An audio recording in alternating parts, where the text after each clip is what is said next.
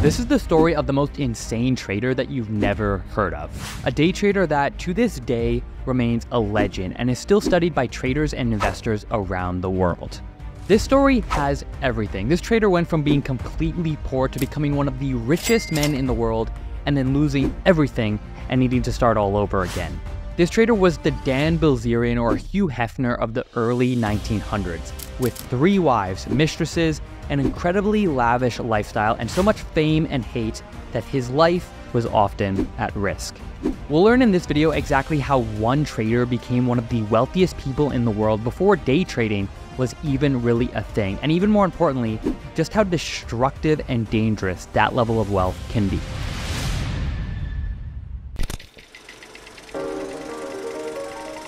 Jesse Livermore was born in 1877 in Massachusetts and, like many families at the time, was very poor. He was so poor that by 14, Jesse's father pulled him out of school so that he could work on the farm. Now, at the time, this wasn't uncommon, but Jesse wanted more. Jesse was anything but cut out to be a farm boy for the rest of his life, and so, at age 14, with the blessing of his mother, Jesse ran away from home. Now, if this is the making of a great story, a mother literally letting her 14-year-old son run away from home, I don't know what is. Jesse would find his way to Boston, where he found a job as a board boy, making a massive $5 a week. Now, you're probably wondering, like I was, what the heck is a board boy? Well, going all the way back to the 1900s, obviously they didn't have modern day stock tickers that are updating the price every few seconds. And so board boys would literally run around the trading floor, posting up the prices of various stocks. Now, as you can imagine, this was Jesse's first introduction to stocks and investing, and it did not take him long at all to get his feet wet. In 1891, the same year he started working at just 14 years old, he purchased his very first stock. 5 shares of Burlington for $5, an entire week's pay. And just like that, Jesse was off to the races. Over the next handful of years, Jesse would use his teenage years to gain both a ton of experience and also, of course, some money. By just 16, he was earning $200 a week, roughly $7,000 in today's money, all by trading in bucket shops throughout Boston. And just like any 16-year-old today making $7,000, Jesse could not get enough. And so he decided to quit his job and trade full-time before he was even old enough to vote. With more cash than he probably knew what to do with at such a young age, Jesse decided to give his mom a very generous gift of $1,000. Now, I'm sure Jesse was expecting his mother to be absolutely thrilled. Again, keep in mind that their family was quite poor, and giving his mom $1,000 was the equivalent of giving your mom today $36,000, an insane amount of money. What mother, especially one below the poverty line, wouldn't be absolutely thrilled with such a generous gift? Well, it turns out when Jesse gave his mom the money, she actually wasn't very happy at all. As the story goes, Jesse's mother strongly disapproved of his gambling and didn't support what Jesse was doing. Jesse's response, though, was legendary. He said he wasn't gambling, he was speculating.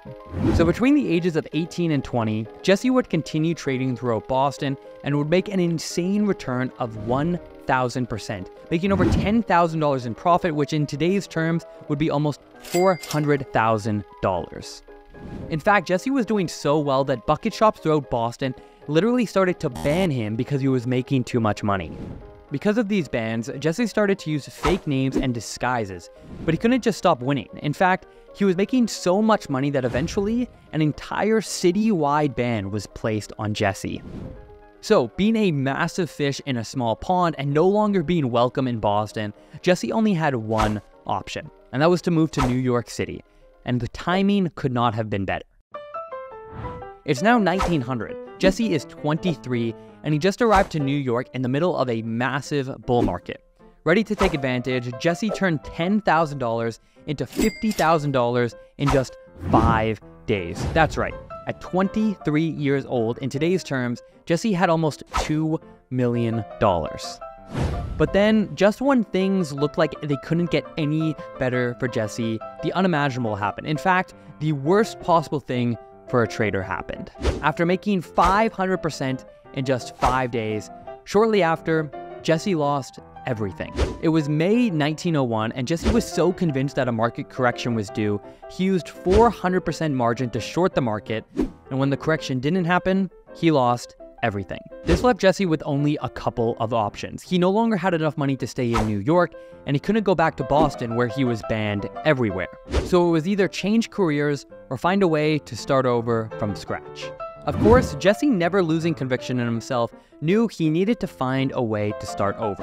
And the only way to do that was to go somewhere where nobody knew about him. It turns out that that place was St. Louis.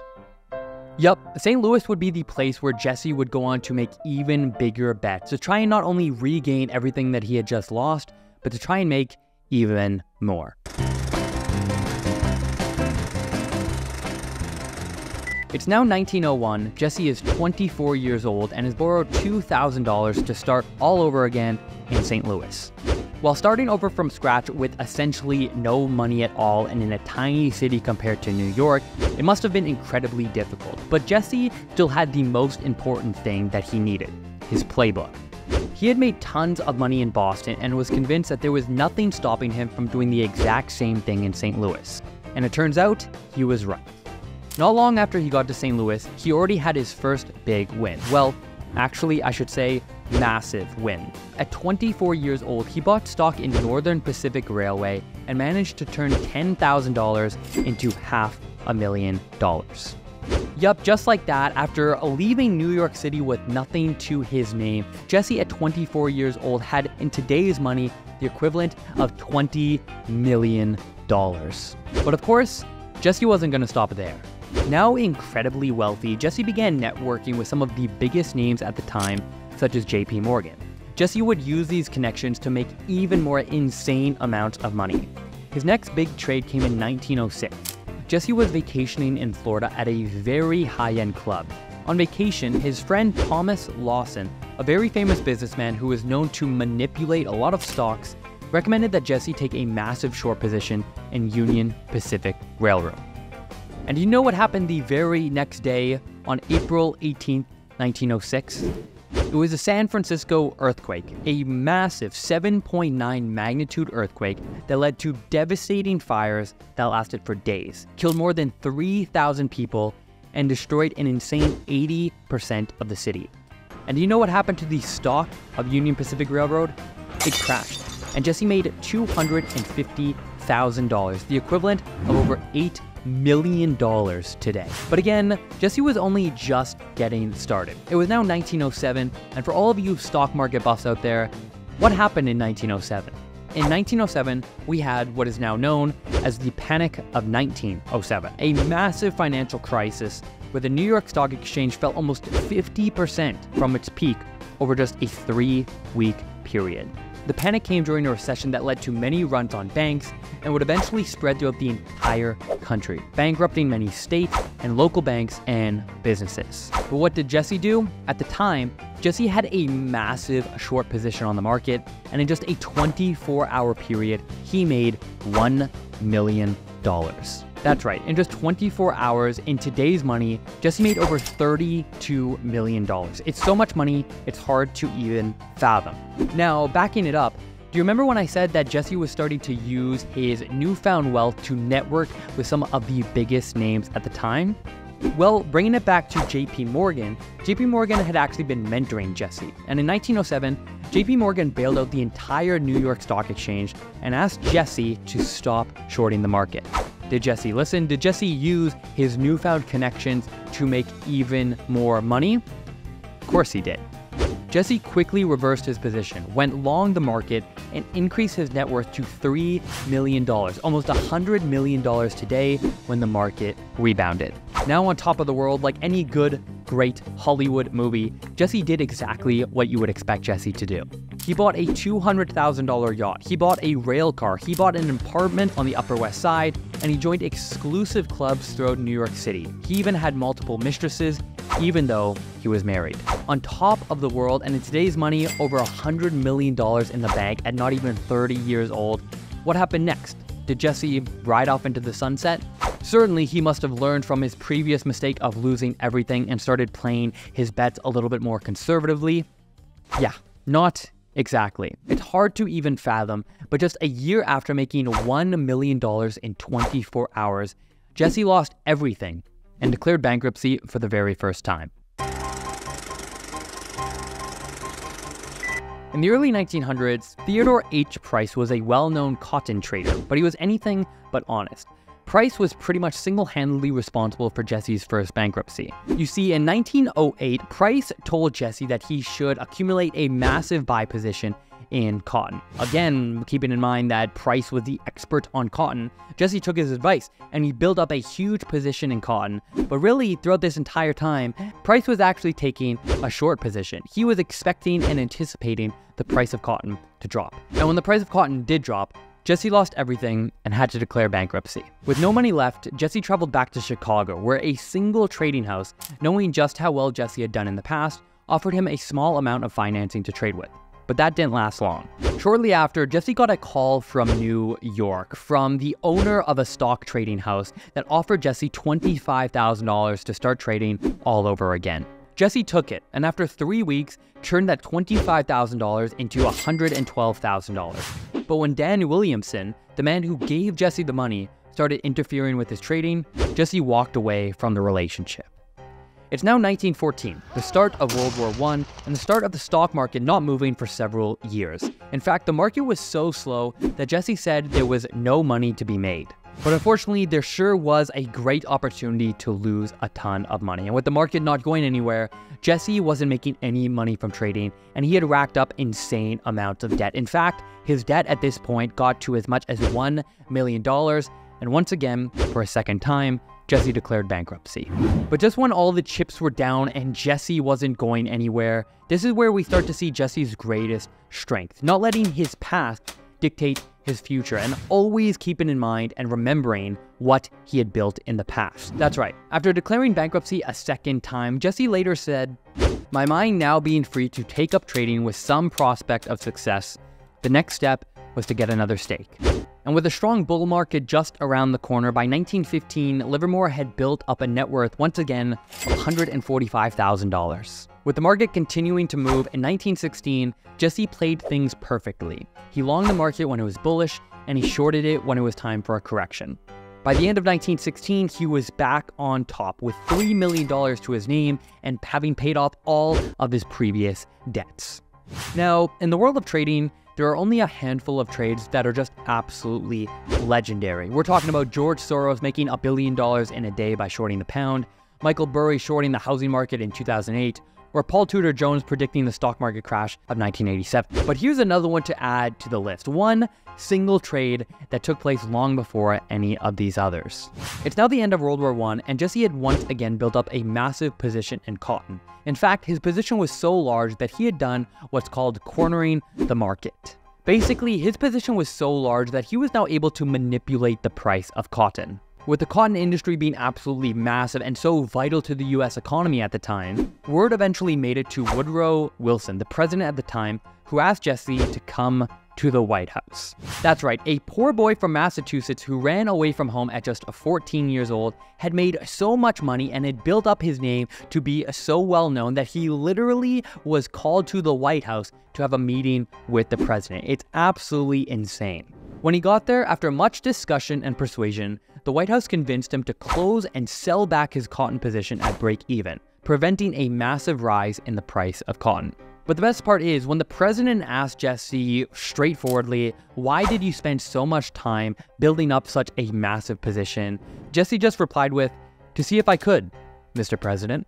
And continuing this massive momentum, over the next several years, Jesse would go on to take even bigger bets and make even more money.